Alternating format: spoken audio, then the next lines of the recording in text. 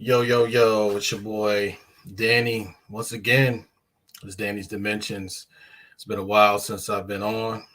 First off, I want to give a shout out to, what I'm saying, my boy Adrian. He's about to be on in a few minutes. I'm about to put him on. And second of all, I want to give a shout out to my beautiful shorty Amanda. Her son just had his 17th birthday, so I'm gonna let the horns blow for him. Shout out to Terrell. Happy birthday, Terrell. Happy 17th. You know what I'm saying? Let the horns blow. All right, so many of you are probably wondering why I got a picture on my background with Evander Holyfield's ear, right? Well, 2 days ago, you know what I'm saying? It is 2 days ago, 25 years ago. It's the 25th anniversary of Evander Holyfield versus Mike Tyson fight. The infamous Bite Fight.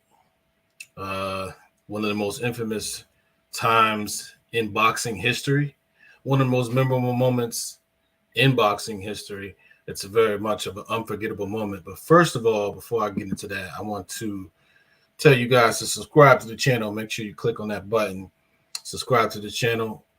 Subscribe to my Facebook at facebook.com, Danny's Dimensions Podcast. Make sure you subscribe there. Also, hopefully we hope to get my boy Johnny on later. His Instagram is Southpaw for Life, and he also has a YouTube channel that he would be telling you guys about.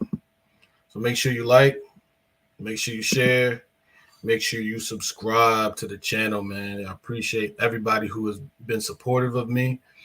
And we're going to keep doing this thing. We're going to make this thing big. So, that being said, I'm going to bring my boy Adrian on. And anybody who wants to get on the chat, they can get on. So I'm going to get my boy Adrian on. Let's see what's going on, man. What's good, Adrian? Yeah, chilling long day, but here, bring back good old memory of some of the best fights we've ever seen. Some of the best fights and probably some of the most the most infamous fight. This fight right here was history, man. History right there. So of course you know the backstory about this fight going into this Holyfield-Tyson fight, right? The first fight was a tremendous fight in which Evander Holyfield became the second man besides Muhammad Ali to win the title 3 times by beating Mike Tyson in a fight that he was a 25-1 underdog in, which by Las Vegas time, by the time the fight happened, he turned out to be a 6-1 underdog. In this fight, he was a 3-1 underdog, even though he had beat Tyson. People still thought that, the mystique of Tyson, that Tyson had, still had a chance to win the rematch. So what's your thoughts on that? I mean, if they had fought in 1991, what do you think that how that would have happened? Because they were both in their primes, physical primes. Vander was 28, Tyson was 24, 25 years old, and he was coming off the Buster Douglas loss. But everybody knew that Buster Douglas fight was in the minds of the public, that was a fluke. So he had taken Buster Douglas lightly, who in turn had taken him lightly, and Holyfield lightly. Holyfield was supposed to be, he was the number 1 contender for the title. He had showed up at Tokyo for that fight. So, but anyway, just tell us about what you think about that fight, if it had happened in 1991, and how that would have played out first. Yeah, to be honest with you, now that I'm looking forward, and let's say we brought these guys in our current era, or let's say back, we go back in 1991, I would have rather seen guys both of them that fight at cruiserweight as opposed to heavyweight, because they're really not heavyweights if you think about it, know? Right. They're different than heavyweights are today. Yeah, I mean, in 1991, you're talking about after the Douglas loss, or? Yeah, so I'm saying after the post Douglas, Evander Holyfield was at his best at that point, but Tyson was still pretty damn solid. So, what I'm saying. So, because they were supposed to fight in November of '91. Then he pulled out with the rib injury. Then, of course, we had the rape charge. Yeah. So Phil moved on and defended his title. And, a Yeah. lot of people thought that he wouldn't get the recognition until he fought Mike Tyson. So he was chasing the ghost of Tyson for about 5 years. I mean, any way you look at it, any version of Tyson, I think Holyfield best him. I just think it's a bad matchup because absolutely Tyson folded when he couldn't bully someone, you know. Exactly. And in order to beat Holyfield, the first person to beat Holyfield was Riddick Bowe, and Bigger Riddick guys. Bowe, Riddick Bowe is a big guy that he just has size on him, Right. And then everyone else that during that prime of Holyfield, he only lost because of size. That's it. Yep. And then obviously I'm not going to consider, the Lennox Lewis fight was a little weird. So I thought that fight was a little weird, but he had to go to heavyweight. There's nothing you could do. So what's up, Johnny? What's goody? My guy's here. What's up, Johnny? Earlier about to subscribe to your channel, man. Tell us about your softball boxing and MMA. Appreciate that, man. Come to my channel to hear breakdowns, fight news, and things like that, man. Everything boxing, MMA, and all combat sports related. Yes, sir. And shout out to Johnny Miami Heat podcast. He has a nice YouTube channel with the Heat. Right now, there's not a lot of subscribers, but when Kevin Durant joins the Heat, brand spanking new. When Durant joins the Heat, when KD goes to the Heat, that channel is gonna explode. All right. Pretty much. Yo, so what we on about? We on Tyson, Holyfield, right? That's what I'm looking at. Tyson-Holyfield 2, 25-year anniversary of the 25 years, God. 25 years, bro. I'm getting old, bro. Man. Nah. You young, bro. What I was doing when I was watching. I was like, man, I'm about to show my age right now, but I was 13 when this fight came on. Right, I was a young kid. I was watching this fight. I was a big Evander Holyfield fan. I definitely like Mike Tyson. I definitely respected him. By the way, happy birthday to Mike Tyson. Today's his 55th birthday. Oh, nice. Happy birthday. God damn, where did the time go? 56, Mike Tyson. Where did the time go, bro? Jesus Christ. And so just so you know, Danny, I think your Navi's on, Johnny. Yeah, But my GPS is on. My bad. I'm driving home. The first fight with Holyfield was actually on my birthday, so I'll never forget it. Yeah, so I'll never forget that first fight because I remember I was like, "Am I getting older?" I'm like, "Do I feel older?" And I remember watching, and my eyes just were like, "Oh my God," like I was just like struck, like, "Oh my God, this is the greatest thing I've ever watched." Adrian, first and foremost, you were only like 8 years old. Stop it. Yeah, I wish. Hold on. Aren't you 33? I don't give out my age anymore, bro. I'm an old head. That's all you need to know. That's what I said, man. I'm gonna let people.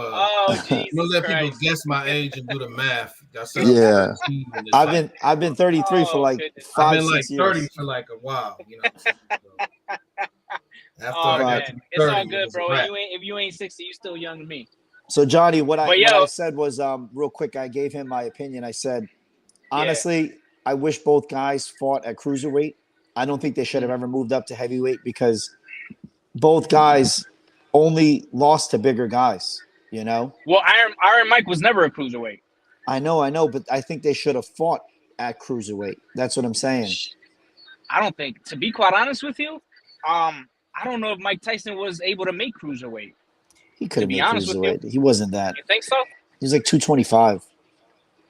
Yeah, he might have been lighter, actually. When he was, the younger he was, the lighter he was. When he got older is when he just put on the weight, like after jail, You might be onto something, actually, because I think Mike Tyson, was he even 6 feet? I don't even think he cracked 6 feet. 5'11". He's what, he's 5'10". He's 5'10". 5'10". No, okay, he's 5'10", yeah. So 5'10", and back then heavyweights, average were like 6'3", 6'4".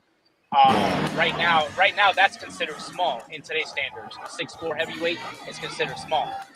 But back then, that's what the average height was for one. So honestly, I feel like if Mike Tyson was in the cruiserweight, he probably would have fought guys his height. I don't think he would have done very well because his style, the peekaboo style, was meant to fight taller guys. When he fought, what's that guy's name? Danny might know. The fat guy that was giving him trouble. Oh, I forget his name. He was the son of a legendary fighter. Was it Buster Mathis Jr.? Yeah, Buster Mathis Jr. Buster Mathis. Okay, Buster Mathis Jr. When he fought Buster Mathis Jr., if you watch that fight, he was shorter than Mike Tyson, and Mike Tyson was having like the hardest time just connecting on him because his style was tailor made to fight taller guys. And when he fought somebody that was smaller, and he was the one that had to back up, he looked terrible. So I don't think Mike at cruiserweight would have worked out, honestly. I would look at it like this though. When he fought Buster Mathis, he was coming off of jail and then coming off a layoff. And at that particular time, he was still getting into the thick of things as far as getting his timing and his speed and all that stuff back. So when he fought Buster Mathis, that was after he had fought Peter McNeely. So he was still he was not. I don't really take too much stock into that fight because he still ended up knocking Buster Mathis out in 3-4 rounds. Yeah. So, you didn't see the head movement, you didn't see the crisp movement of Tyson as much. And real quick, Danny, Buster was undefeated when he went in that fight. Right. Yeah. So what I'm saying is, look, Mike Tyson his whole career fought nothing but taller guys. The one time we see him fight against somebody shorter, he had a lot of trouble. I mean, he ended up knocking him out, but I mean, if Tyson catches you in the chin, you're going down, no matter who you are. So, but here's another thing. I don't know. I don't think he would have done Buster Douglas was a taller guy. He was 6'4" with a 235 pounds. He was like kind of like the modern heavyweights are today. Yeah. So the biggest thing is, go ahead. Now, I was gonna say honestly, he gets a lot of flack for that fight, but honestly, at least at the time when Tyson fought him, Buster Douglas wasn't as bad as people made him out to be. No, he wasn't. He was in the top 10. He wasn't. Yeah, he was in the like I said, at least the day that Tyson fought him. After he fought Tyson, he became, I don't know, like he just became fat and he didn't care about boxing anymore. But I'm talking about like the day that he fought Tyson. Yeah, the day that he fought Tyson, he was motivated. We already know what had happened to his mom, so honestly, like he was in the best shape of his life. And he was in the top 10. He was in the top 10. And he was in his prime. Top 5. He was 28, top 5. something like that. Top 5, yeah. He was top 5. Because he had fought Tony Tucker for the title and lost that fight. Yeah, he lost that fight. He got TKO. He was actually winning that fight before he lost. Yeah, I remember. I don't know if this is true or not. You guys might know about this, especially Adrian. So I heard a rumor that there was a lot of casinos that actually went broke after that fight because they put. Because Mike Tyson was such a favorite that the only way you could make profit off of him is you had to bet like fucking kitchen sink practically, and he ended up losing. So they lost all that money. I don't know if that's true or not. A lot of casinos ended up shutting down because of that, because they lost so much money on Tyson. So that day, like historically, I don't think there will ever be a fight that an underdog wins that could ever even compete with that one. Like how crazy it was. You know what I mean? Right. Yeah. Apparently, just so you know, Johnny, it got up to 31-1 odds to win. That's crazy. So 100 loses 3,100. Okay. So So just for the people that don't really know how. No, I just Googled it. That was really. Yeah. Okay. Adrian, because it was 25. It was 25-1. They said the widest odds were 37-1, certain places. And if you were a casino that took that, you know, back then people didn't bet like we bet now, where we bet like with dollars, and like when people bet, they put hard money down, like $5,000, $10,000. Right. So a $5,000 bet is $250,000. Yeah. You know. Hey, Danny. Just FYI, you might want to mute that. You might get copyright. Okay. Yeah. Let me mute. Yeah. Because they're giving out copyright strikes like ain't no tomorrow. Yeah, but Adrian, really quickly, that 37-1, just for people that don't really understand how betting works, what exactly does that mean? 37-1. Does that mean I got to bet $37 to win one? Well, it's the other way. So Okay. if you bet $1, you get 37. But Okay. you're supposed to say by 100. So if you bet 100, you get 3,700. So Jesus Christ. you know, You did you imagine what brave person actually put money on Buster Douglas that night? Well, Oh man. Whoever did that, they yeah, came out with a lot of money. I'm sure. Oh yeah, I'm sure there was a couple of people that put money on him. Oh yeah. yeah, of course. Just because the And risk just so you was know, so low, Johnny, you know what I mean? yeah, but people people back then used to bet hard cash, not like now where everyone just uses the app. They click on the button, like, and then you have people like me that just put in money on certain bets that make sense, Mhm. But Right. I can only, like I said, I guarantee you, bookies, let alone bookies. What about like like the mafias and like people that you know non like people that were just taking bets between friends and family. Like, oh my god. If your bookie took that bet, let's say you put in like a $500 bet, if he matches the odds at Vegas, bro, you're gonna put this guy out of business, or he'll just kill you, or I don't know what'll Pretty happen. I have much. no idea. Pretty Yeah, much. But that's what I was hearing, that a lot of them went out of business. I'm pretty sure some of them, had to declare bankruptcy and shit like that just to, be able to get out of that debt. yeah. Hey, did you know? It was go ahead. No, go ahead. Go ahead. No, go ahead. I was gonna say, did you know that going into this fight, Johnny and Adrian, like Tyson had given up the WBC title rather than facing. What do you guys think of that? Because Tyson could have fought Lennox Lewis back in 1996, but he chose to fight Evander because he thought Evander was going to be an easier touch, but a bigger name. That's what I heard.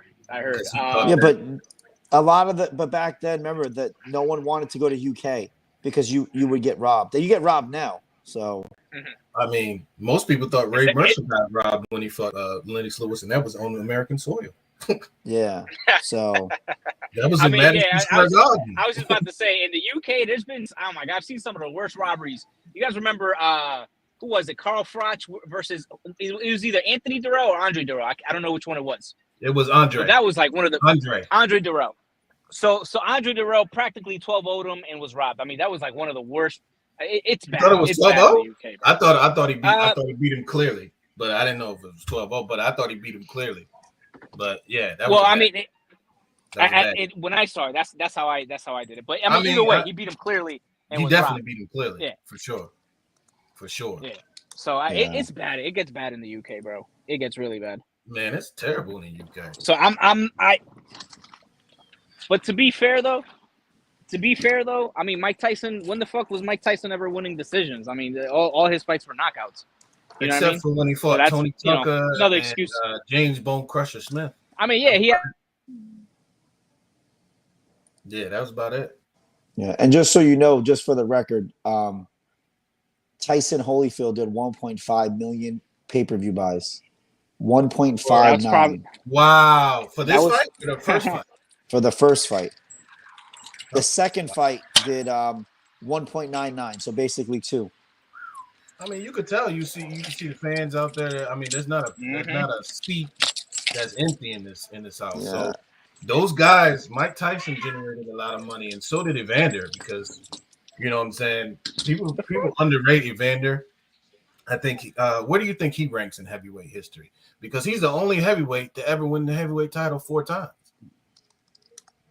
You know. The only reason I don't rank him, he was undisputed at cruiserweight. What were you saying? The only reason I don't rank him, like in the top 5 or nothing like that, was because of the PED scandal. Although it was never proven, but there is a lot of receipts that point to him as being a PED cheater. You know. Well, I can't really. I get that, but I just look at it from the standpoint of that is a fact, Johnny.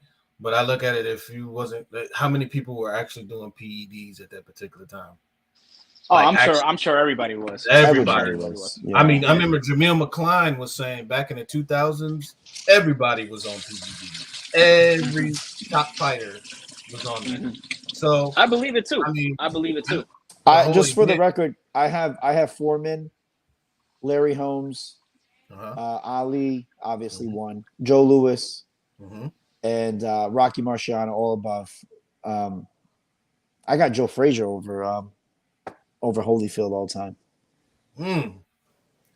Interesting. You know where it gets interesting for me, and I'll be honest, Lennox Lewis Holyfield. You know, like that's who I have as. Hey fellas, give like me like 20 minutes. I'll be right back. All right, cool. What were you saying, Adrian? The debate that I've had for years is number 7. It's either Holyfield or Lennox Lewis. Yeah, I look at the accomplishments of the man, and and that's nothing to take away from him. I'm just saying, listen, just to get top 5. I mean, like I said, you got Ali, you got Joe Louis, Larry Holmes. Can't be mad at that. Marciano, and then Foreman. Because when you talk about longevity, those top 3, especially with Holmes, man, one of the most underrated champions in the history of boxing, in my opinion.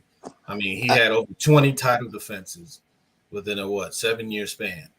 Yeah. From 1980, what was it? From 1978 to 85. 7 years, 7-year reign. You know how long it is to reign for 7 years? That's a long time. One of the greatest jabs of all time. Yes, absolutely. You know, one of the most technical guys. You know, like I said, I have Foreman, George Foreman. I get people that the younger guys think he's like a telemarketer guy with the Foreman grill and stuff. His amateur career, he won gold. Remember, I think he won gold. Won the gold in '68. Yep. He wasn't he the first one to knock out Michael Moore, I think. Yeah, he was. Yeah, I think he was. Michael Moore was undefeated. He was undefeated when he fought Michael Moore. Yep. So and then I think he was one of the oldest. I don't know if it's today because now these guys are fighting really old. Yeah, he was the oldest champion at that time at 45. He was the oldest. Damn, look at that right hand by Holyfield. Woo! And the most memorable fight I've ever watched growing up was it Foreman versus? Wait, give me 1 second. Actually, all of his fights were because remember he would name his kids after himself. You know, like 7 kids named George, man. Yeah. Yeah, like 7 kids named George, and then one of his daughters was Georgette, and I think one of them was one of his sons was a fighter, but he didn't last too long. Yeah, so the most memorable fight I've ever watched as a youth, as a kid that should not have been watching boxing, the Golota Fights 1 and 2. Oh my God! And the one with Riddick Bowe. Was it? I'm sorry, Riddick Bowe. Yeah, I apologize. Riddick Bowe. Golota Bowe. Yeah, Golota. And then I remember that's like when I was watching it. That's when I realized, these guys fight. You know. Yeah, so absolutely. Because when Foreman fought Riddick Bowe, years later when whatever. But what I'm saying is a lot of these guys, like, you don't realize this is a fight. Like, in the end of the day, like, it is boxing. Yeah, they have gloves on, but these guys, go in there to kill each other. So for real. And then Joe Frazier definitely. I don't see how you could put Holyfield over Frazier. So. Where my list is, I would have, of course, Ali. I would have Joe Louis. I would have Larry Holmes, just like you have. Now 4 is tough. I have Rocky Marciano, but it's because you got Jack Johnson out there still. Yeah, and he had a 7-year reign as a champion, and being the first black heavyweight champion. And then there's a lot of great fighters out there, man. But Holyfield, I think his accomplishments, having won the four titles, no heavyweight has ever done what Holyfield has done. Yeah, and he's the type of guy that always defied the odds. Like, anytime he was an underdog in a fight, he would rise to the occasion. And in his biggest fights, he rose to the occasion, with the exception of Lennox Lewis. Wow. Yeah, that was tough. That post fight had me scared, bro, because I remember that post fight, I guess he had the sugar imbalance, so he was stuttering when he was talking. So I don't know if you remember that post fight. Which one? For the Lennox Lewis? Yeah, the Lennox Lewis fight. Lennox Lewis versus Holyfield. I remember the after the fight, they interviewed him in the ring, and he just couldn't even get out a word. It was pretty bad. Holyfield? Yeah. Oh man, I don't think I remember that part. I'll try to find the tape and send it to you. Oh, just so you know, I remember, if I recall, you said he always shows up during his biggest fights. He was a 16-1 underdog versus Tyson in the first match. Right. So that's pretty impressive. 16-1. Yeah, 16-1. Wow. So, See, because at that point, you got Holyfield had a terrible fight at Madison Square Garden against Bobby Chaz. Yeah. He didn't look too good against Bobby. They said he looked old, very old in that fight.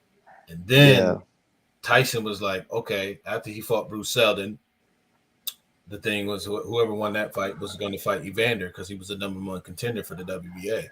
Yeah. So Tyson thought, I guess. Do you think Tyson took Holyfield lightly? I just think Tyson was not in the right mental state to fight an elite guy. I don't think he just because Holyfield was active, man. Because when Holyfield he had retired from the heart condition, after the Michael Moore fight, and in his fight back, guess who he fights? Ray Mercer. Yes. It's like that's why I say, like, Holyfield, if you look at his resume, he didn't duck any elite heavyweight in his era. He fought everybody. And at undersized. He was undersized. And he was undersized. Like, he was like, what, 2'8"? He's only like 218 here. Not even. Yeah. Not even. The problem that I have is like I know I had a debate in our boxing group, and a lot of people were like, "Oh wow, you're talking reckless." I'm like, "Not really, bro." I said if Tyson Fury like just cleans up Usyk like easy, which I think he will. I think that's a really good fight for Tyson. Mm-hmm. You got to put him in like top 5, 6 all time. Ooh, really? And not only that, that's just resumes we're talking. But I'm saying if I had to bet any guy, if I had to say, hey, you have to pick one guy who'll win against anyone, who are you picking? I got Tyson Fury all the time. I don't think anyone beats him. It's tough.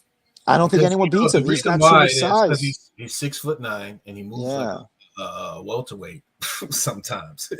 I don't think any of these guys beat him. I don't think Lennox Lewis even lands anything clean on him. I don't think any of these all-time guys could compete with him. It's just, the level of athlete that he is. These like Tyson, Holyfield, that's food for Fury. If they fought now, like in this era, there's no way. It'd be very tough. I would have to say. But that's all I'm saying. Mike Tyson? You think a prime Mike Tyson would be food for Tyson Fury? Yeah, it's food. That's wow. There's no way. He won't back down. Tyson Fury is, like I said, people need to stop disrespecting Fury and Canelo.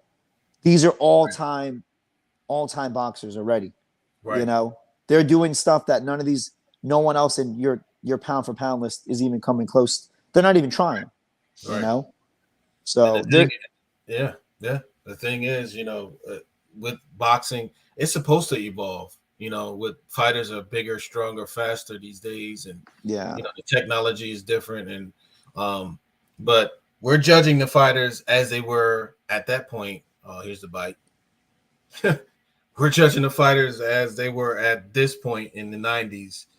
So it's kind of hard to compare. Like I always argue with people with the basketball thing. It's very hard to compare eras because you would have to. And now, if you place Holyfield and Tyson as they were with no help with technology, I could see that Tyson Fury walking through them. But it's just we have now. And heavyweights are bigger. They're way bigger. I mean, what do you think about Anthony Joshua? How does he fare against these guys? That would be a really good fight because Anthony Joshua, I don't have him that high. I don't think he's that good. I predicted both of his losses. He has a good resume. I will say does have a a resume. Yeah, he does. Excellent resume. I think someone like Larry Holmes, for example, or like a Michael Moore in his prime, I think that's where he's at, like at that level. I don't think he's at, Michael Moore.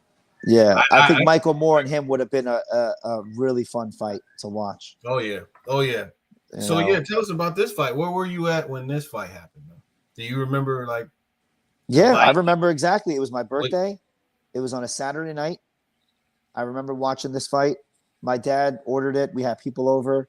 yep. My dad's never missed a fight, just like me. My dad put me on early, thank God. Didn't speak any English, but he loved boxing. And I remember watching it, and I just had a feeling Holyfield was gonna just like not back down because I've watched Holyfield his whole career. And Me mind you, I too. was a kid. I was, Me too. I Me was too. younger than I can tell you for a fact. I was younger than 10. And but I was a fight fan. I knew what the fight game. Oh yeah. I think what's his name?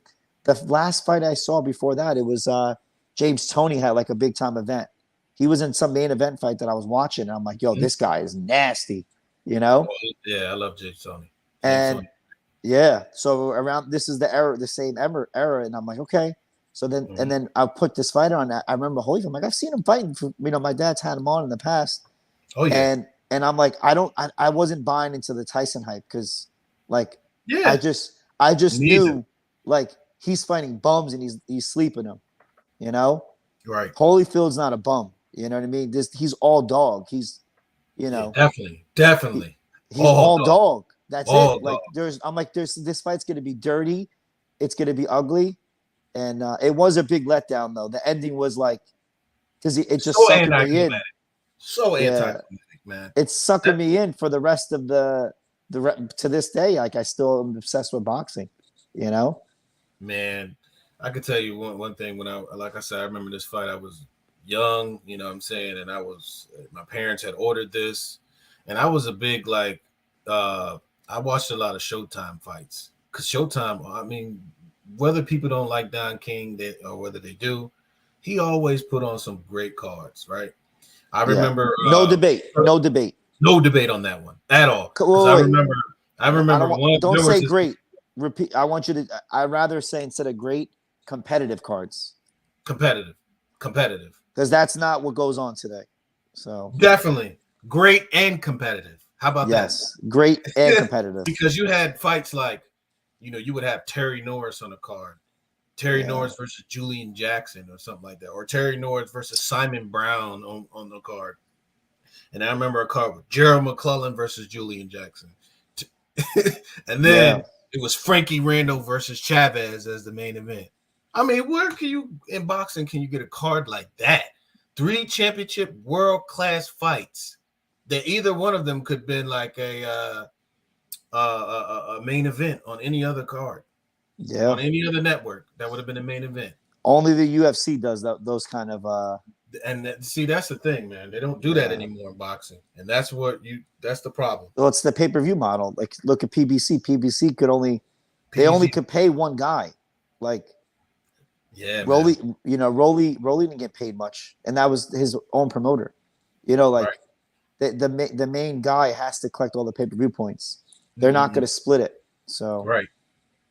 So, like, I mean, I remember thinking when he bit his ear the first time, I didn't know exactly what happened. I was like, why is Holyfield jumping around like that? Like, what yeah, what is going on here?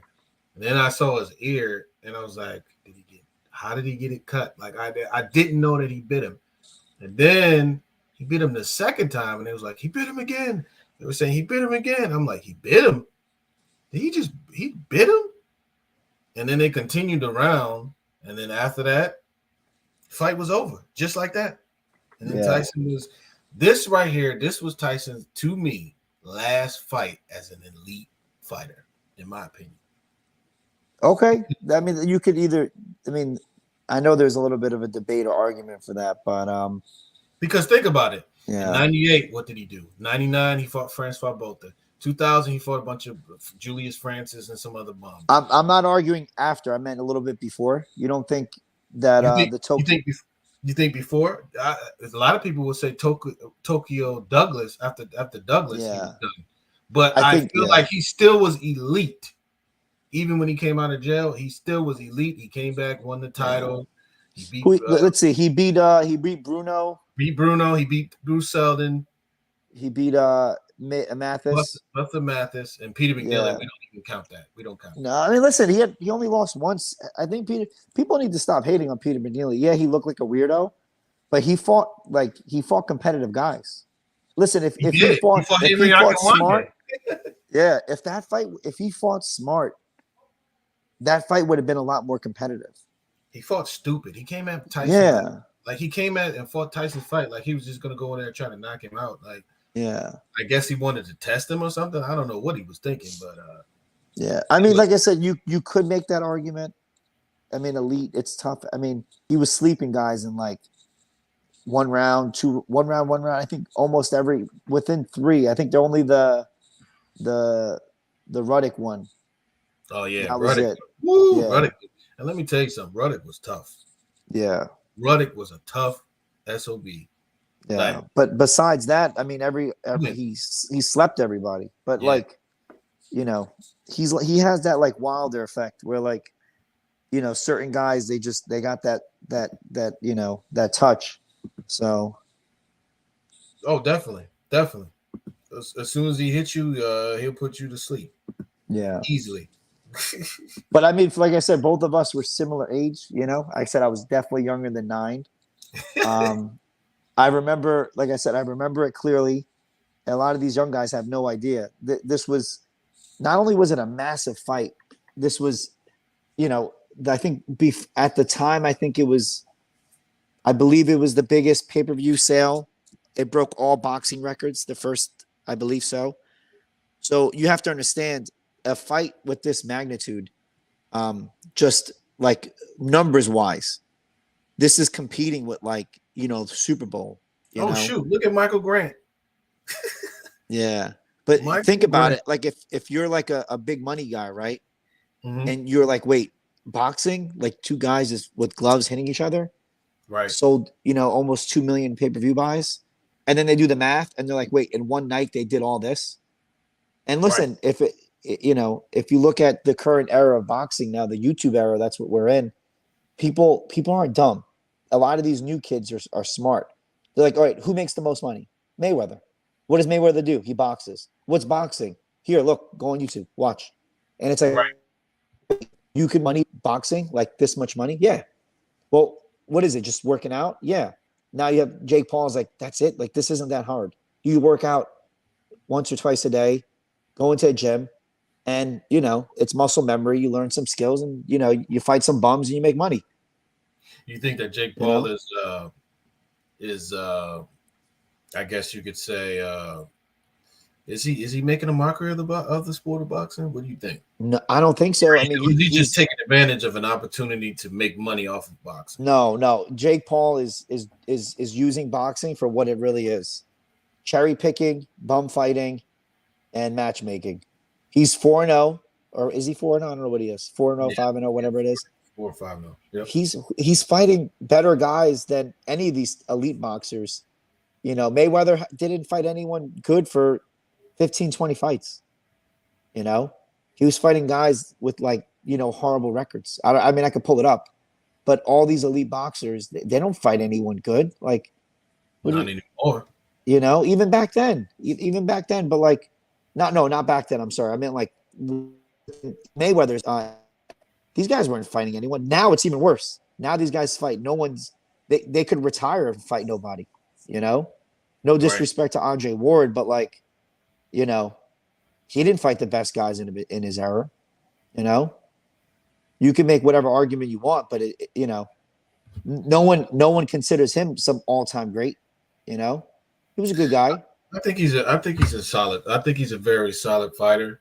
He fought Yeah. some very good names, I would have to say. You know, the Miguel Kesslers, the Carl Froch. I was very happy when he beat Carl Froch. Yeah, well, Kyle Froch is a super. I don't like. I mean, I can't. Super arrogant, super a-hole. Yeah. I can't stand the guy. But So when I'm not going to go on a tangent. I'm just going to more so say like the thing is the point I'm trying to make is boxing now is a circus. It's not a sport. It's just a it's a business. spectacle. It's just a spectacle. Yeah. So at least Jake Paul trains better. He trains harder and trains more and trains smarter than 96% of every boxer that's not a world champ or competes for a world champ. You know what I mean? Like, I'm not going to put him on the same level as Boots, but like, you know, outside of like these guys we know will most likely be a world champion. Jake Paul's better than all these guys, you know? So, like, if you put Jake Paul in with one of these, like, prospects that are, like, 8-0, Jake Paul probably beats him. You think so? He's older. Yeah, I do think so. He's older, so obviously he has the strength advantage. That makes it, listen, it's a big deal when, you know, if you're 8-0, you're probably like 21, 22, you know? You fight someone who's a little bit, 26, 27, and he's going to make you come up in weight. You're not going to get a fair fight with Jake Paul, you know? I think, was it with you when I was talking about Jake Paul would probably beat he would probably fight Amir Khan or Kell Brook, you know? Was it with you? I think we had that debate. I don't know. I don't know if you said that. Yeah. You said Amir Khan? Yeah, I know, because we were talking about Bud, and I'm like, bro, Amir Khan or Kell Brook, like that, they're in the business of fighting like jokes, like Jake Paul. They're not about competing with elite guys, you know. No, not anymore. At least not anymore. The only win on Kell Brook's name is a Sean Porter. And Amir Khan, at one point, he was pretty good, but then, the chin. Danny Garcia knocked him out. Then he got knocked out again. And he got dropped by Julio Diaz one time in the fight. And just to be clear, the Porter fight was a little bit fishy because that was the last fight he had on his deal. And in the history of boxing, especially lately, when the promoters want their belt, they're not going to give it up. So I thought he won that fight. You could argue either which way. It was a close fight. Porter's always in close fights. So always. Yeah. I thought he won that fight. I honestly, I thought I had him up 3 rounds, and I have no dog in the fight. I'm not a fan or supporter of either guy. Right. I thought he won that fight, but I kind of felt like, last fight, keeping that belt. They're not getting rid of that belt. Yeah. So you think there was it was kind of fishy? Something was going on with that fight, like. I mean, it's boxing. This is not fishing. This is boxing. I mean, I don't know why people are like, oh, conspiracy. No, bro. This is, the fight in UK. What's his name? Josh Taylor. Like his last fight, people were going crazy. I'm like, bro, what are you guys getting mad for? Boxing's always been this way. Like it's always been corrupt. Yep. Yeah, it's always been robberies and fuckery. Boxing's never been had any credibility. You got Mayweather apparently offered McGregor $160 million. Bro. Who's doing that? For another fight. Who's doing those numbers? Like Tyson Fury's not even, Canelo's not doing those numbers. No one is. Even half. Nah. Half. That's what I'm saying. Do you think we'll ever see a million pay-per-view buys like this fight generated, this Holyfield-Tyson fight? Because in my opinion, 2 million pay-per-view buys. I mean, if Mayweather and Jake Paul could probably do 2 million. Mayweather, McGregor 2 probably does 2 million if they promote it right. Mm-hmm. I think if McGregor wins his next UFC fight, that easily does 2 million. There's only a handful of guys that could do 2 mil. Do you think Canelo can do 2 mil? No, not after the B-ball loss. Not after B-ball. Yep. You know what it is? No one's good enough to get Canelo to that. You know what I'm saying? Oh, Canelo, Jake Paul would do 2 million. People would probably would. It would probably do close to 2.5 because people would literally pay to see a slaughter on TV. Jake Paul has a lot of casual friends that he's together in an audience, and so at that point he's very marketable. Yeah, and he's done what he's had to do to, And just for the record, like when I mentioned this years ago, before Jake Paul fought, I said I even put it in the group chat. Johnny would make fun of me, and he still has the screenshots. I said Jake Paul is boxing, and he's like, "How could you say that?" I'm like, "Watch, this guy's he has the right team behind him. He's got one of the guys that knows the UFC model, which is he knows the model because he knows boxing's full of shit. It's not a real sport. So Yep. I was like, he's got the name. And I said, watch, this guy's going to build himself up slowly, because he had a fan base before he got into boxing. Yeah, That's the problem. A lot of these guys, they think what goes on in the ring is what matters. No, that has nothing to do what goes on in the ring. Nope. So it's not like it was in the 90s where you have to prove yourself actually in the ring to be a credible fighter. 90s and 2000s. Now these kids out here are being YouTube stars and thinking they can be pro boxers. And if you have the right people around you, then you're able to do those types of things. So I don't think it's crazy to think that like Jake Paul in a few years can't compete with like Joe Smith. Wow. I don't think it's that crazy of a reach, to be honest with you. That's tough right there, man. Jake Paul against Joe Smith in a few years. I'm not talking about now. I mean, I don't know if he would ever take that next step. I don't see him doing that. I just see him continue to fight the level of opposition that he's been fighting because he's making money doing the things. Why take a risk? Yeah, but his goal is to be a world champ. And mind you, everyone at first was like, "Oh, you're a Jake Paul fan." I swear, my kids, I don't know who Jake Paul is. I didn't know who he was because I think that's not our era. We didn't grow up in the YouTube era. Definitely, you know. So I was telling like Johnny, I'm like, Johnny, you know who Jake Paul is. I don't know who the hell he is. I'm like, you're just mad at me because I'm talking facts and I'm supporting the guy. What he's doing is great for boxing. He put on the those two the female fight a few weeks ago. He puts everyone on. He's doing it the right way. Amanda Serrano versus Katie Taylor. Yeah, the most watched, I think, female boxing event of all time. That was a great fight. That was war. So, but the thing is, with boxing, you have to talk. You got to be honest with yourself. And a lot of boxing hardcore fans, you can't bring up the numbers to them. Like, I dismissed Tank. Tank barely sold over 50,000 hours. You know what I mean? He's nothing. What I'm saying is, like, people, when you bring up numbers, they get mad because, like I said, a lot of the hardcore fans are just biased. They have who they like. There's not too many people like me where I'm not a fan of any of these guys. You know what I mean? Like, the only people I support are my, my two family members that are professional boxers. Right. So the thing about it is, like, with the Tank Davis situation, right? People overhype him. I always said he was a hype job. I've been said. I don't think anyone hypes him because if he was hyped, he would sell more than 50,000 pay-per-views. I think he's sold. I think it's just actually PBC fans that hype him, or Leonard Ellaby, who says he's a star but he's not a star. Yeah, Chad Dawson and who was it? What's his name? The lowest selling pay-per-view of all time. I think it was Chad Dawson and Bernard. Not Bernard. Was it Chad and Bernard? I forget. That was I think when I researched it, that one did 19,000 pay-per-views. And now they said Tank's pay-per-view fight against Isaac Cruz, which in a fight I kind of thought that fight was close.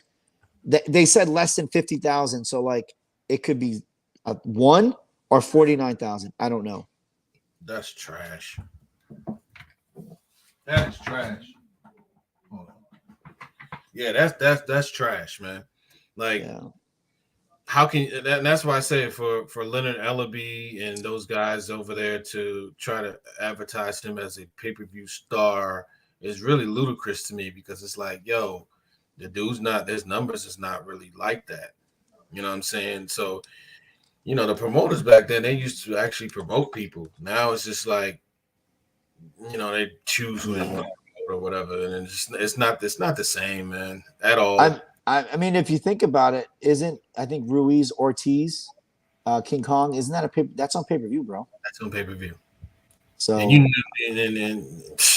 years in 1999, 2000, that might be on HBO. That would be a Boxing After Dark. I mean, it'd be a Boxing After Dark or a Showtime like fight. The only boxer that I know is older than me is King Kong. So right, he's like 50 something. Yeah, but So then I think PBC. What do we got? I'm just looking at their schedule real fast. July 9th, they got probably missed that one, and then Garcia Benavidez. That's going to be okay. Well, they really got nothing up until They really September. They don't They have really any big cards. They I really may don't. go. I may go as long they don't require the vaccine anymore. So I may go to the one in Brooklyn. Oh yeah. Yeah, I may go to the Garcia Benavidez fight. Why not? Mm-hmm. But besides that, PBC really got nothing going on. PBC never really has anything going on. So, Yeah. oh, what do you think about the whole situation with? Remember when Eddie Hearn was saying, "Oh, there's not going to be any pay-per-view. The zone's going to be free, 1999. Then it goes from 1999 to 1999. Then I see Canelo Bivol on there, and it's saying you have to pay 55. No, because the thing is, you have to understand. At that time when he said it, everything was going into subscriptions. You know what I mean? Right. And it was projected that the subscriptions would everything would be subscription based. It wasn't just them. I mean, look, CNN lost how much money in CNN Plus? It didn't even last 8 weeks. I think they went out of business. So the original model for everything, for all these apps, was all subscription based. And then what the experts at the time said, if you look at the way Netflix is growing at the rate that they're growing, Amazon Prime, Eddie broke it down, but basically I agreed with him. At the time, it makes more sense. It made more sense for subscription, But what ended up happening was, in order to secure the funds to pay these boxers what they could get from the competition, you have to offer the pay-per-view model. Gotta give them the pay-per-view, which is why, at one point people were saying pay-per-view was a dying breed, and I was like, I don't think it's gonna ever really die ever. Well, it is a dying breed, because if you think about it, and Dana White said this best, for boxing it is, because boxing it's one night only, and they don't build fighters, they don't grow fighters. Nope. And they don't even their best fighters don't even compete with each other. So why would the reason why Tank Davis and Crawford, I can name all these guys that aren't draws, that are like elite level guys.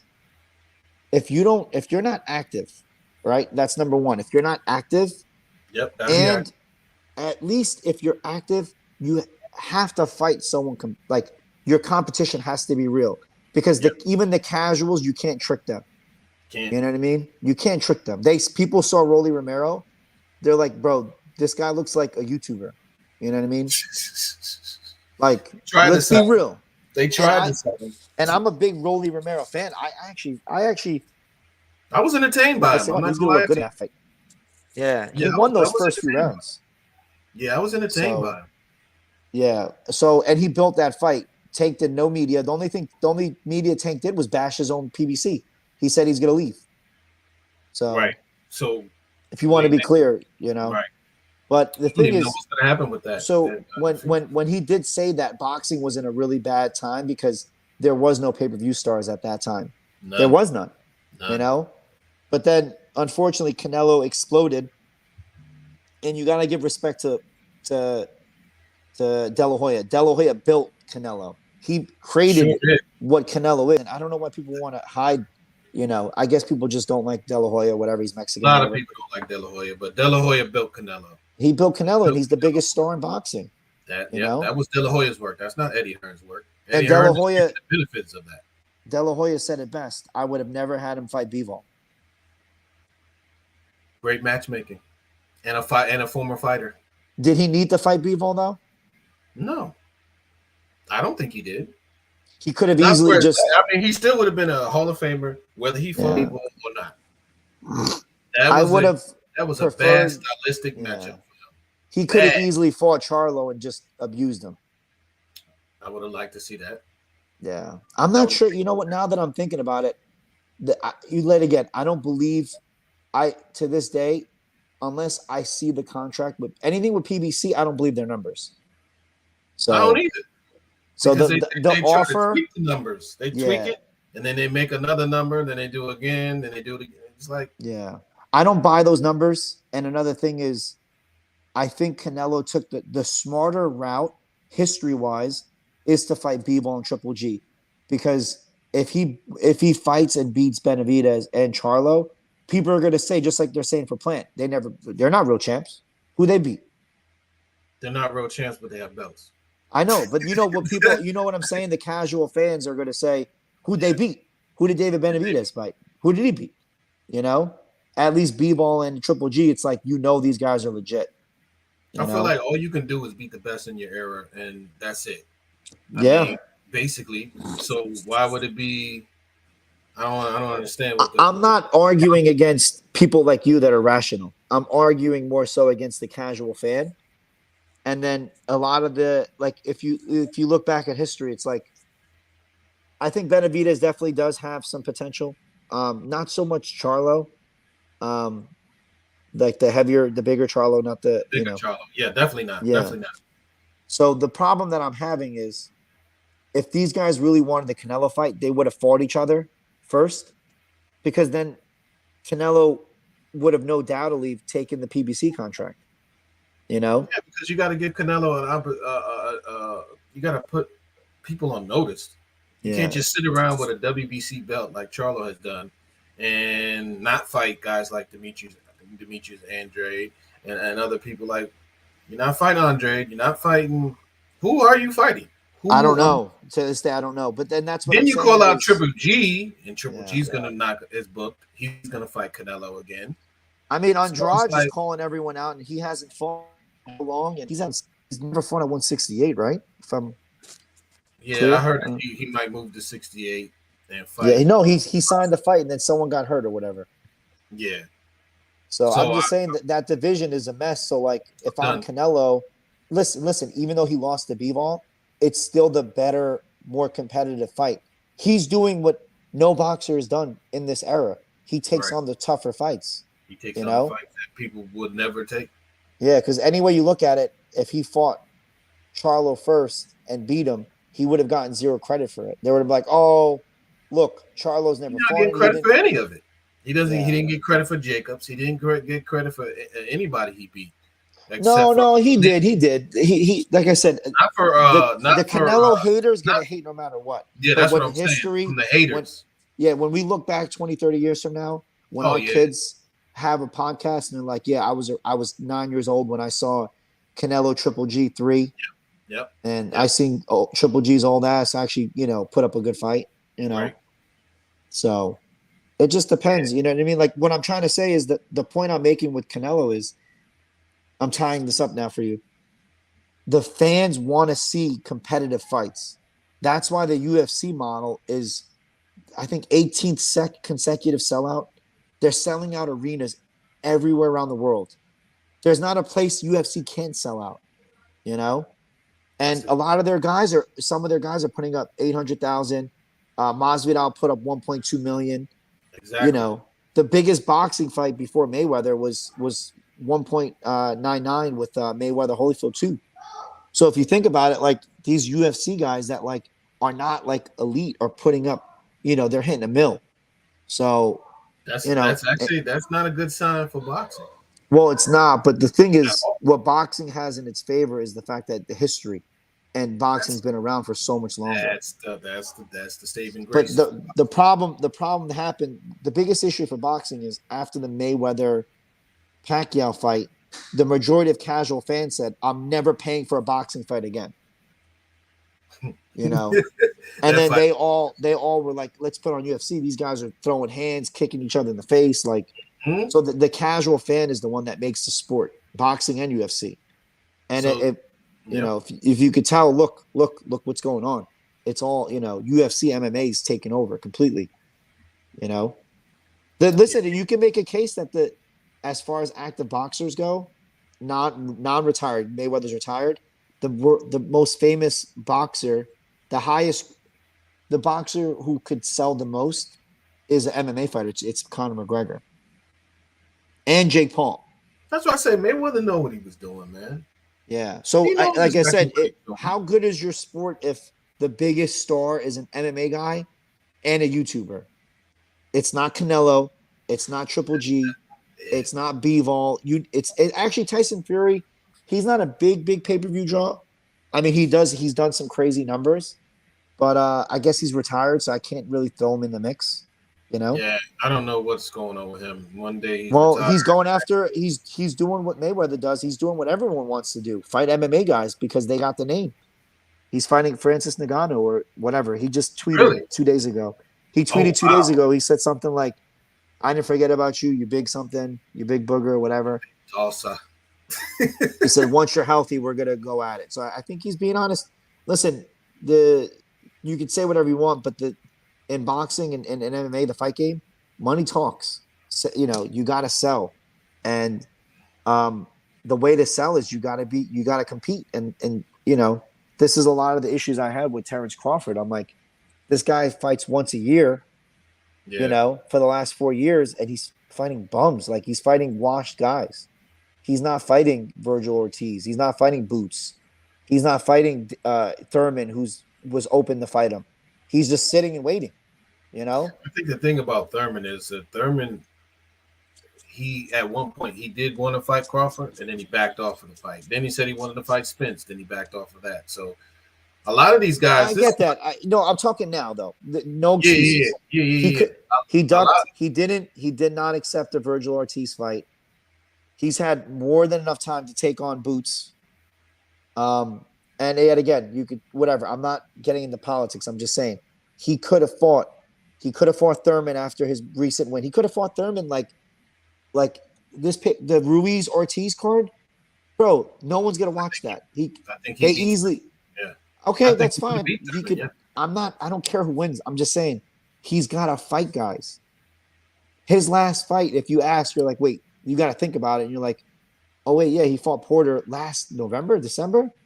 Okay, it's been a where's while. Porter now? Retired. And then what fight before that? Ask Ed every fight. You're like, oh wait, you have It's to been a Google minute. it or box record. Oh, he fought Cal Brook. Oh, okay, He he fought fought Amir Kel, Khan.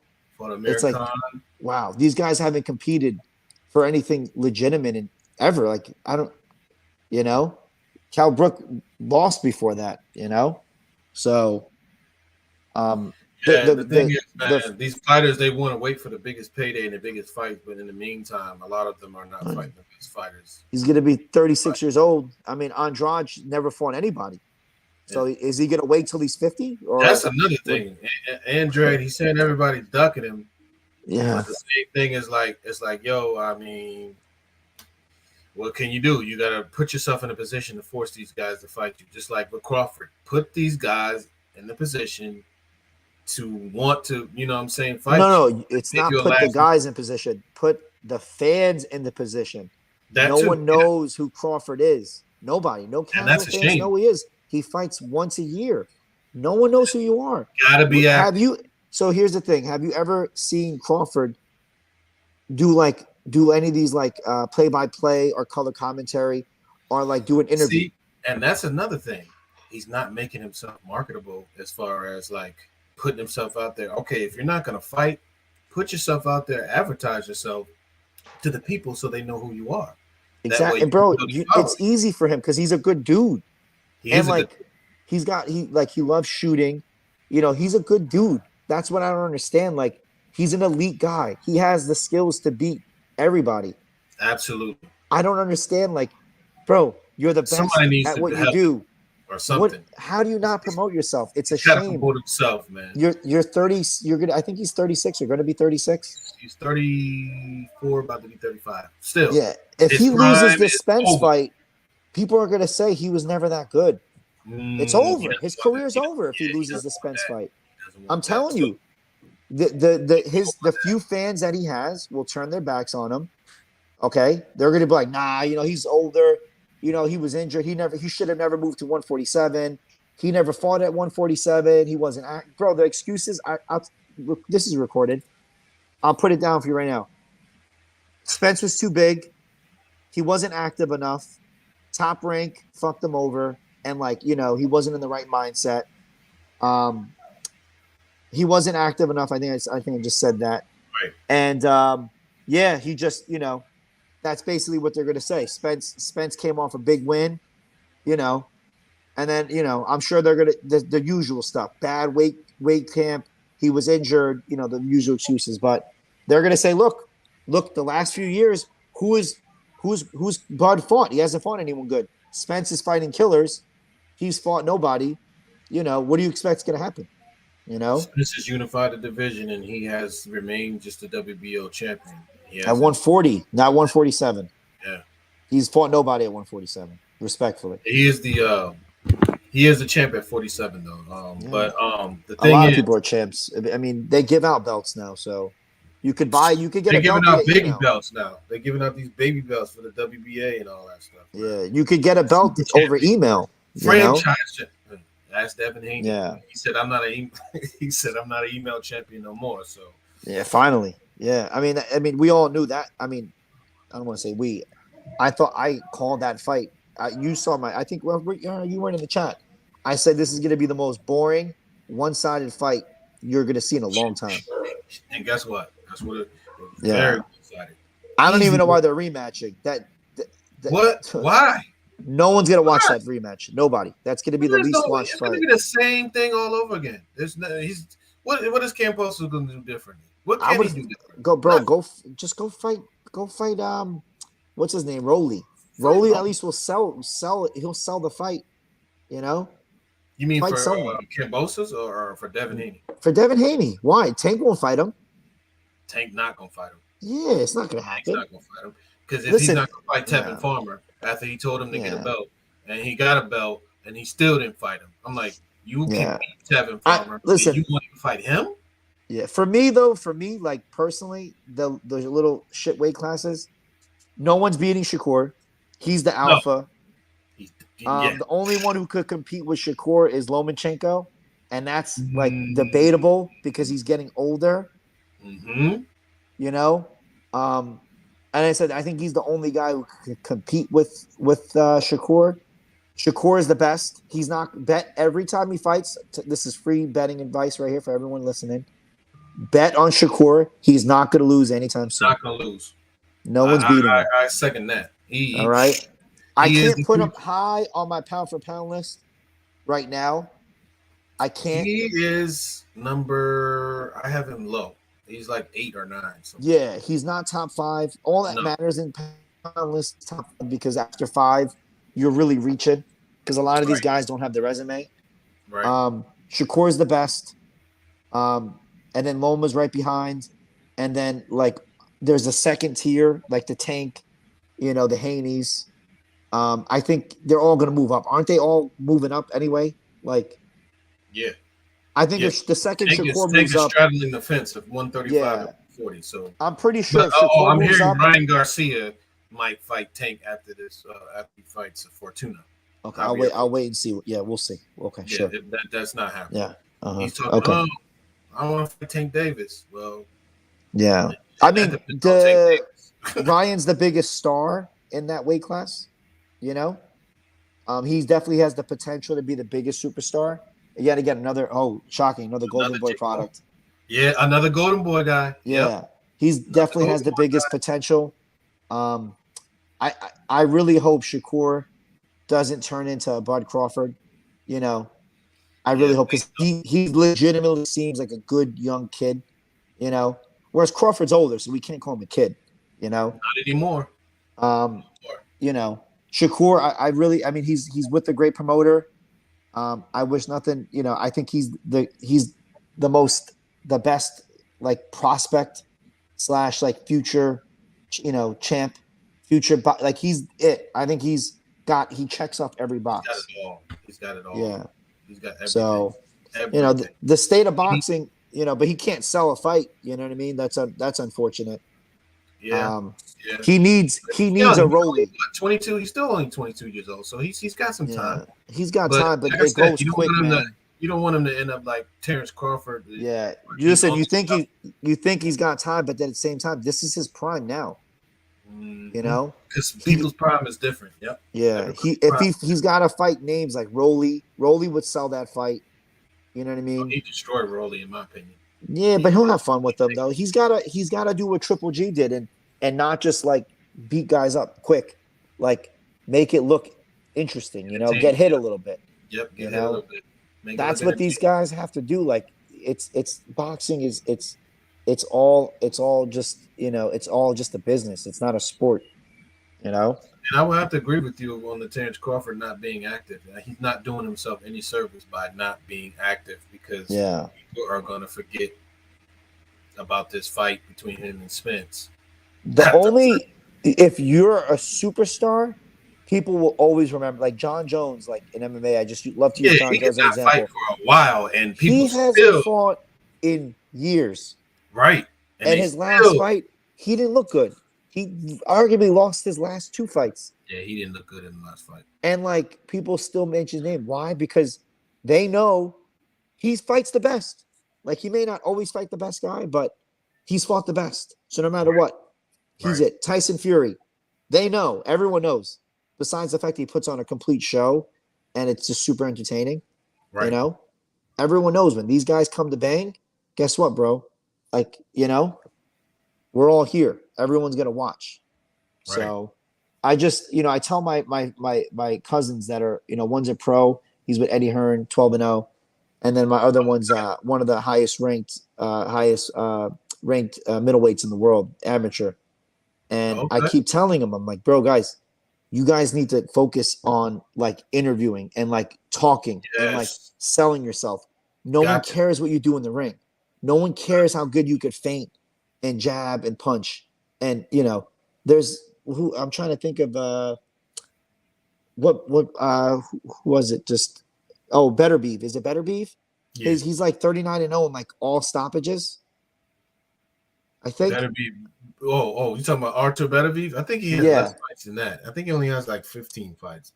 Oh no, fights. I'm trying to think who someone's record was like he had over 30 fights and he had all knockouts. Like I think every fight was stoppage, and I'm like, if this was in the UFC, this guy would be like, Oh, you talking about? Oh, okay. I'm trying to think who was.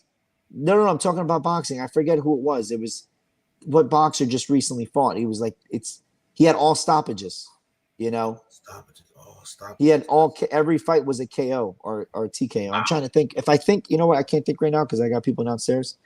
But it was just recently, like these last few weeks, it was one main event boxer, and they were like, he has a KO or TKO every fight of his career except for one. Wow. And I'm like, this guy's, no one knows who he is. Like, it's not what goes on in the ring. It's what goes on after. Because you know why? Because social media has such a big impact and factor in things. Back in the days, you had to read the magazines. You had to actually do your research for these boxers. Like you watch these guys on TV. Now, social media has such an impact that you have to market yourself more. That what you do in the ring doesn't really matter as much as what you do outside the ring. Now, if you know what I'm saying? So you got to market yourself. And if Terrence, like back to Terrence Crawford, if he's sitting there being dormant, not marketing himself while he's not being active, how can he expect to get the superstar level that he feels he so richly deserves? So you got to be active and you got to market yourself. Yeah. You got to have somebody around you that's going to market you. Yeah, definitely. There's no question. I mean, Wilder could fight anyone he wants. He could fight someone no one knows. I guarantee you that fight will sell more than every Terrence Crawford fight combined. And that's a shame because I'm just saying, like you literally take out a calculator, you could add every view, and Wilder, he's a warrior. He'll fight anyone. We've seen him in there, Right. So regardless of his skill set, whether he doesn't have skills or not, he's still a casual fan doesn't know who Terrence Crawford is. Yeah, and these boxing hardcore fans, man, they just they spend all day on these Facebook groups arguing, like, pushing bullshit racist narratives and like, and they go to bat for these promoters.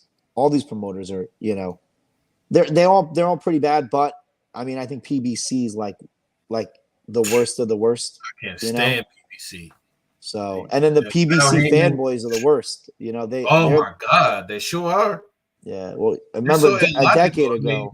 They're illogical. Just the arguments that they come up with, just because it's somebody you like you said, it's somebody that you like, and you'll argue so much for that person to the fact that you'll just be like, just say some of the dumbest stuff that ever comes out of your mouth. Like, someone told one of the PPC fanboys told me one time, he was like, Gamboa was washed when Crawford fought him. Wow. And I was like, no, Gamboa was undefeated. Yeah. He was undefeated, and he had moved up in weight and won a interim title, but he won it was a WBA interim title, but he was undefeated. They fought in a tiny little arena, so it looked like, you know, that fight got crazy. I don't know if you remember watching that fight. That was a great fight. Crawford kept getting hit, you know. I've never seen Crawford get hit like that. Yeah, he kept getting hit. Gamboa won the first 3 rounds, in my opinion. Yeah. He was outboxing Crawford. Crawford made adjustments and did his thing, but man, those first Gamboa's biggest mistake was I think he joined the Jay-Z, right? He joined the it was 50 Cent. 50 Cent, whatever. 50 Cent ruined his career. Yeah. Ruined.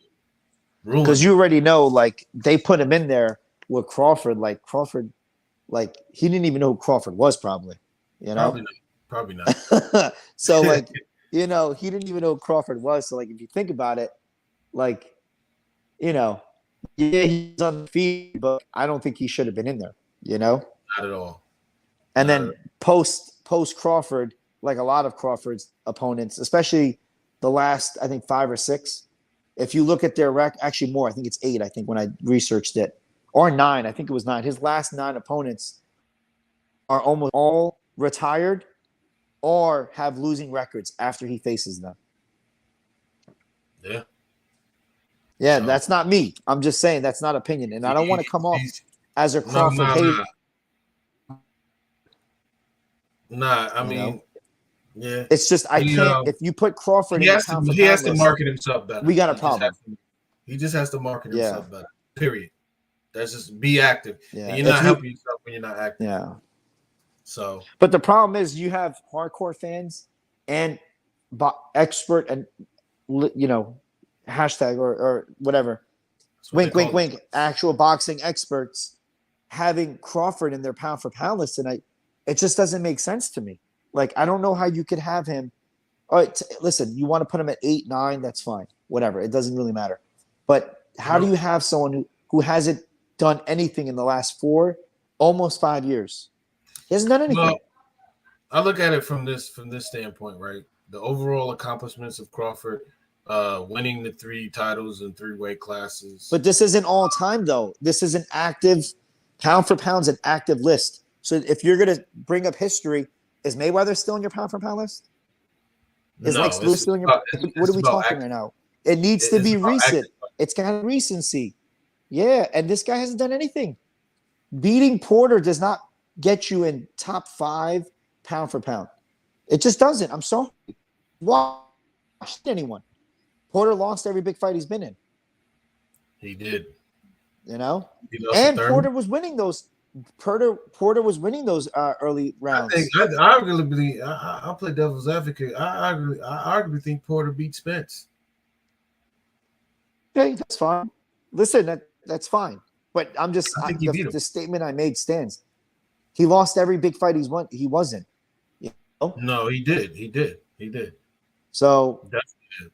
Yeah, I'm not. I'm not. You know, you could. And I said he was winning the early part of the Spence fight, and I don't know what happened with his dad. That seems. Listen, I'm not. I'm saying it, and I know I'm not the only one that said it. That whole ending seemed weird. You know what I mean? And then after the fight, the comments his dad made. I'm a father. I got kids.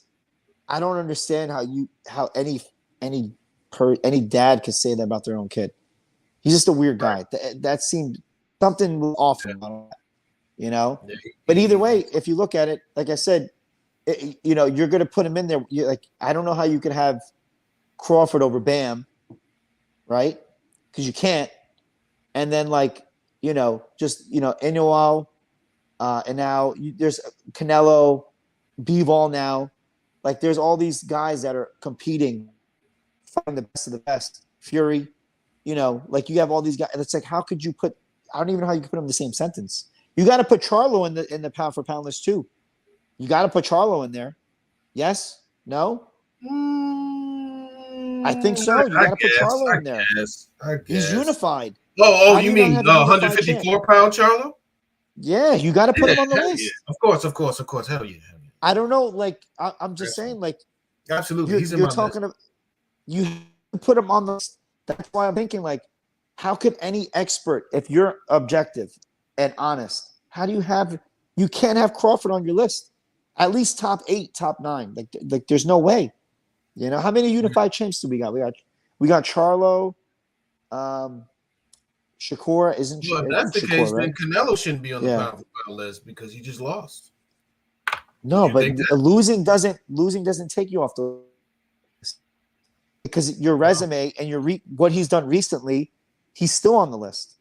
It's not like he lost to Charlo or Benavidez. I think for my pound for pound list, it's resume, and you have to be an active fighter. So overall you resume, have to. It's recency. It's not a history. It's not an all-time like my list that I gave you earlier for heavyweights. That was an all-time list, and I'm not putting Fury on that list yet because he's still active. Until he's truly retired.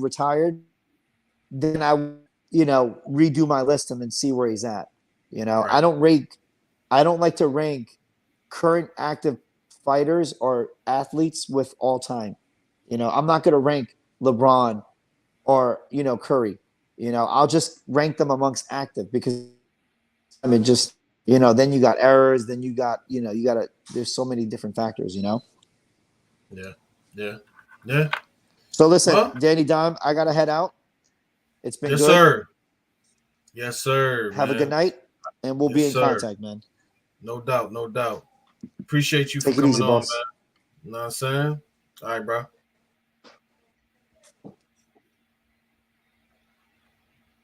All right, guys. So looks like my camera's messed up. So guess what? We had a good show today. You know what I'm saying? And I just want you to like, comment, subscribe, share. You know what I'm saying? Make sure you support the channel, man. Make sure you support the channel. And we had a great show today. My boy Adrian may not agree with everything he says, but he's always good for some sound bites. It's a shame that I didn't get to get Johnny on here. Man, it's been great. It's been cool. And once again, I just want to give a shout out to my girl Amanda and her son Terrell. Once again, happy 17th birthday, my guy. And it's been a great show. I want to thank Adrian for coming out and saying what he had to say. We know he hates Terrence Crawford, but I don't quite agree with him with the sentiment as far as the pound for pound thing. But hey, it is what it is. I definitely have Crawford on my list as a top pound for pound guy in boxing right now. So it's been a great show. I'd like to thank everybody that tuned in and also tune into the next episode where I will be Saturday Boxing Talk with Coach Rob. Make sure you guys tune into Saturdays with Coach Rob, where I'll be talking to Coach Rob on Saturdays, and we'll be talking about the dimensions of boxing. So until the next time, I want you guys to stay safe out there and be easy. Peace.